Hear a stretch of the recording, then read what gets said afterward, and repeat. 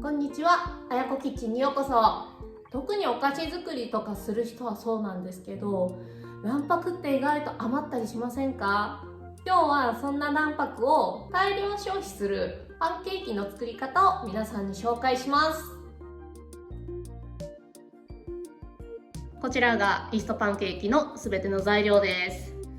まずボウルに中力粉を量ります。その中にお塩、はい、こちらお砂糖です。はい、ボウルに入れていきます。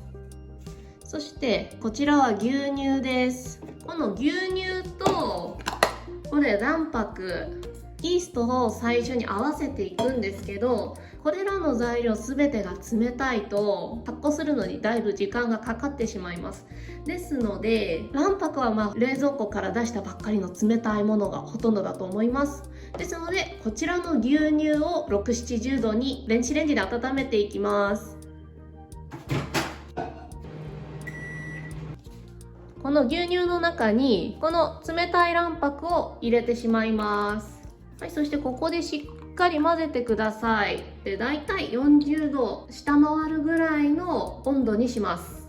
そしたらこちらをこのイーストの中に加えていきます。最初少し加えたら混ぜて、イーストと液体がしっかり混ざり合わさったら全部加えます。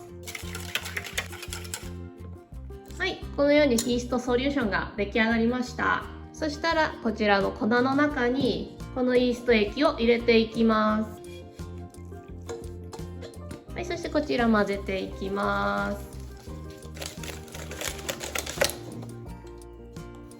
そして最後にこちらのバター、少し電子レンジにかけて溶かしバターにします。だいたい40度ぐらいに溶けた溶かしバターを加えていきます。レンジでグツグツに熱くしないように気をつけてください。はい、そして混ぜていきます。ちなみにこのバターは加えることによってパンケーキの歯切れが良くなりますね。ちなみにこれ加えなくてもパンケーキはできます。でもその代わり結構しっかりしたもっちりとした歯ごたえのパンケーキになります。はい、そしてこちらにラップかけて、この生地が2倍ぐらいのサイズになるまでそのまま放置します。45分ぐらい室温に置きまして2倍ぐらいに膨らみました。そしたらこちらを一度混ぜて、この泡は潰してしまいます。はい、これで種の完成です。はい、そしたら焼いていきます。はい、まずフライパンに少しだけ油を引いていきます。油を広げてしっかり加熱していきます。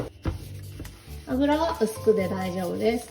はい、フライパンがしっかり温まってきたら中火ぐらいに落として生地を入れていくんですけど、結構生地にこうやって粘土があるのでレードル使うよりもスプーンで入れていった方が綺麗にできます。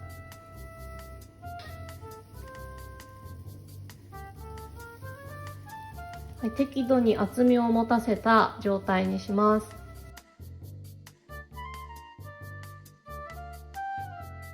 だいたいこのぐらいな感じになったらちょっと裏を見て、綺麗な焼き色がついてるなと思ったらここでひっくり返します。はい、そしてこの時に少しだけ火の温度下げます。ここで火の温度をそのままにしてしまうと外側だけ焼けて内側が生焼きになってしまったりするので、少しだけ火を落としてください。はい、そしてこの中心部分を触ってみてしっかり弾力が感じられれば OK です。そして裏もこのぐらい綺麗に焼き上がってます。はい、そしたら引き上げていきます。そして次焼くときはさっき油を取った紙で一度油を敷き直してから、はい、また生地を入れていきます。この2枚目以降のフライパンの温度は先ほど温度を落としたままの状態で大丈夫です。はい、でまた良さそうだったらひっくり返していきます。そしてひっくり返したら今より少しだけ温度を下げます。はい、焼き上がったら引き上げます。そして3枚目以降のパンケーキは2枚目を焼いた時と同じ温度で焼き上げていきます。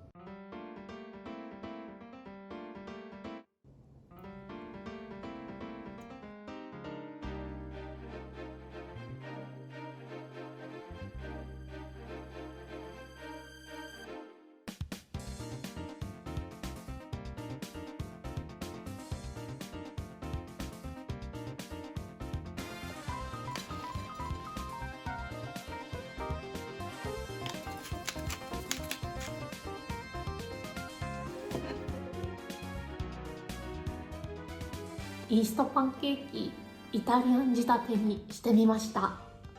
いただきます。いやー、すごいでっかい。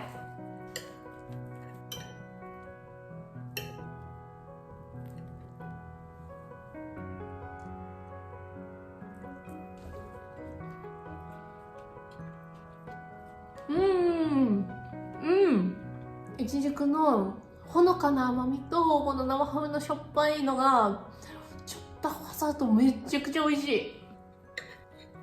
このパンケーキ結構もっちりしていてそんなに甘すぎないんですね。なのでこういった感じのお食事系に仕立ててもクリームやジャムをのせて甘く仕立ててもどっちでも合います。